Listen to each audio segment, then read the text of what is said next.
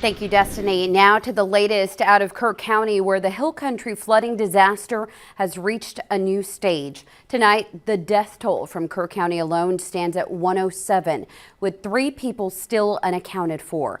This right here is new video from your South Texas Ford dealer Sky Fox of the Guadalupe River. Kerr County commissioners say crews are now moving away from search and rescue operations into recovery mode. Their meeting was closed to the public today, but was live streamed. Our model is showing heights of 40 feet, and we already know from talking to people 55 feet on some parts of the river. You can't live through that. Yep. It was a tsunami.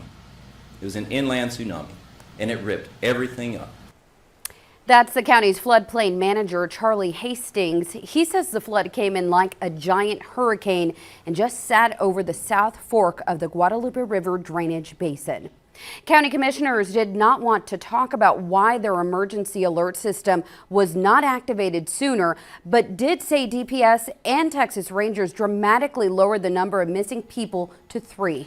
A Kirk County man says the bodies of 10 flood victims have been recovered from his property along the Guadalupe River. Fox SA's Karina Hollingsworth joins us now with where he plans to search next. The owner of this land's cabin was washed away into the Guadalupe River in the Kerr County flood.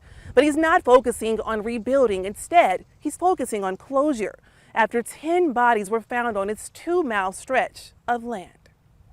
The very first body, oh, wow. it was down here right at the bottom of this. Mike Richards says it haunts him that he wasn't able to help the first victim on his property because there were signs he was still alive. It was a man that he'd been bleeding, you know, and that just indicates to me that he was alive when he was here, you know, and I just, you know, I don't know if I could have saved him or not. I just would have liked to have had the opportunity to try. While the images are burned in his memory, Richard says he feels it in his heart to push on to find others. That's somebody's granddad was there, you know, somebody's dad, somebody's son. I mean, they mean a lot to people, you know. I just glad to bring him closure for his family.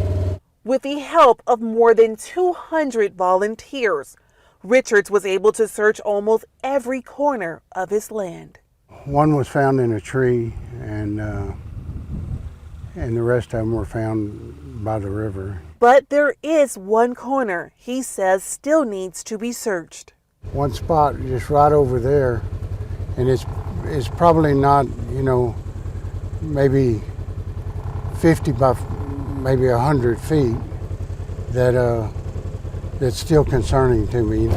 So it's this area over here that's just weighing on your heart, where you think there may be someone over there resting? Yeah. Have you connected with any of the families? No, I haven't. I hope to make a memorial one day and meet some of them. Richard says he will continue to search his portion of the Guadalupe River for at least another week. Reporting for Fox SA, I'm Karina Hollingsworth. Melissa Vega at the live desk. Well, happening right now, we are also learning tonight the head of FEMA's Search and Rescue Branch has just resigned. The FEMA chief had been with the agency for more than 10 years.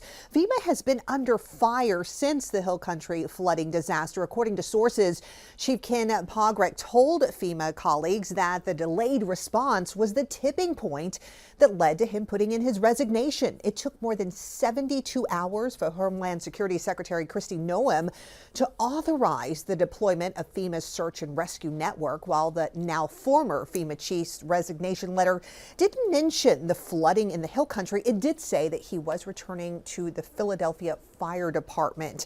Secretary Noem was actually in Kerrville back on July 5th. The Department of Homeland Security has defended its response to the flooding, stressing the secretary initially tapped into other DHS assets, including rescue teams from the U.S. Coast Guard and Border Patrol, and over time, as a need for FEMA resources arose, those requests received the secretary's approval. That is the latest from the live desk. Ashley?